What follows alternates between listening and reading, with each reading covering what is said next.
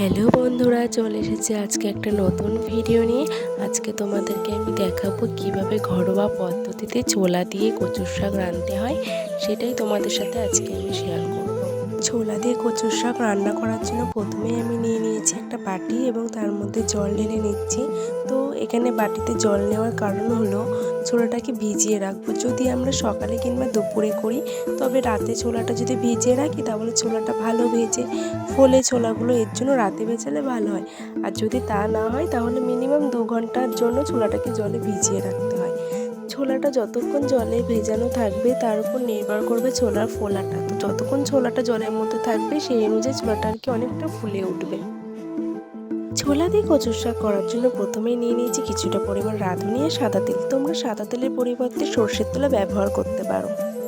তারপরেই নিয়ে নিতে হবে পরিমাণ মতো রসুন, হলুদ, কাঁচা লঙ্কা, লবণ। কিন্তু অবশ্যই লঙ্কার পরিমাণটা একটু বেশি নিতে হবে। ভিজিয়ে রাখা ছোলাগুলোকে আমি সেদ্ধ করে বাটিতে নিয়ে নিয়েছি। তারপর আমি কচুর শাকগুলোকেও সেদ্ধ করে নিয়েছি, কিন্তু তোমাদেরকে আমি কচুর শাকটা কেটে যখন সেদ্ধ করেছিলাম সেই ভিডিওটা আমি করতে পারিনি। সেটা তোমাদের মাঝে আমি শেয়ার করতে পারলাম না, তার জন্য আমি খুবই দুঃখিত। তারপর কড়াইটা উনুনে বসিয়ে কড়াইটা গরম হয়ে গেলে তাতে কিছুটা পরিমাণ তেল দিয়ে দিলাম এবং তেলটা একটু গরম হতেই তার মধ্যে আমরা দিয়ে দেবো কিছুটা পরিমাণ রাঁধুনি। সেটা পরিমাণ মতো দিতে হবে। তারপরেই দিয়ে দেবো কিছুটা রসুনের কোয়া। সেটা কুচি কুচি করেও দেওয়া যেতে পারে, এভাবেও দেওয়া যেতে পারে। তারপরে দিয়ে দিয়েছি কাঁচা লঙ্কা। কাঁচা লঙ্কার পরিমাণটা আমাদের সবসময় বেশি দেওয়া উচিত কচুর শাকে, কারণ অনেক কচুর শাকে গলা কুটকুট করে, এর জন্য লঙ্কাটা বেশি দিলে সেই কুটকুটটা করে না। আর আমরা উনুনে করছিলাম, আঁচটা দিতে হবে হালকা ভাজার সময়। লঙ্কাটা যখন একটু ভাজা ভাজা হয়ে যাবে তার মধ্যে দিয়ে দেবো আমরা সেদ্ধ করে রাখা ছোলাগুলো। সেদ্ধ করে রাখা ছোলাগুলোকে দিয়ে একটু হালকা ভাজা ভাজা করে নিয়ে তারপরে দিয়ে দিতে হবে কিছুটা পরিমাণ লবণ। সেটা পরিমাণ মতো দিতে হবে, কতটা কচুর শাক করছো সেই অনুযায়ী। লবণটা দিয়ে আর একটু নাড়াচাড়া করে হালকা ভাজা ভাজা করে নিতে হবে। এমনভাবে ভাজা ভাজা করে নিয়ে তার মধ্যে আমরা দিয়ে দেবো পরিমাণ মতো হলুদ।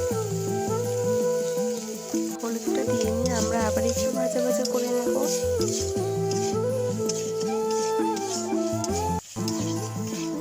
তারপরে দিয়ে দেবো সেদ্ধ করে রাখা কচুর শাকগুলো।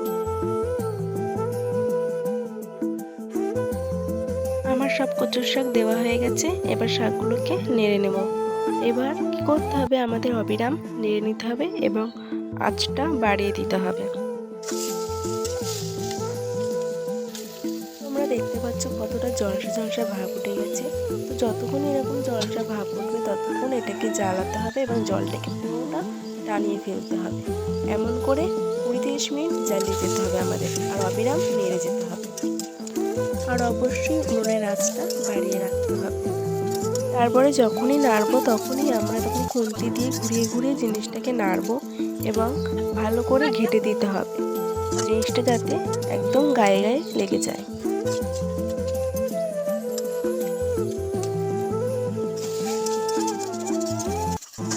তারপরে দেখতে পাচ্ছ এরকম জাল দিতে দিতে এরকম আস্তে আস্তে টানতে থাকবে।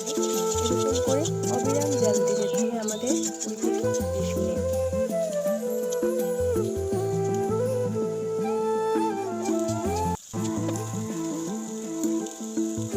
এবার কিছুটা পরিমাণ চিনি দিয়ে দিলাম।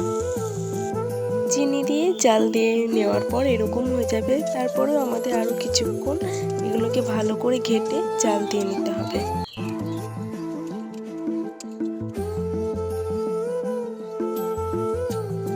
জাল দিতে দিতে যখনই দেখবো এরকম দলা মতো হয়ে গেছে তখনই ভাববে হয়ে গেছে, আমারও কচুর শাক হয়ে গেছে। এবার আমি কচুর শাকটা তুলে নিলাম।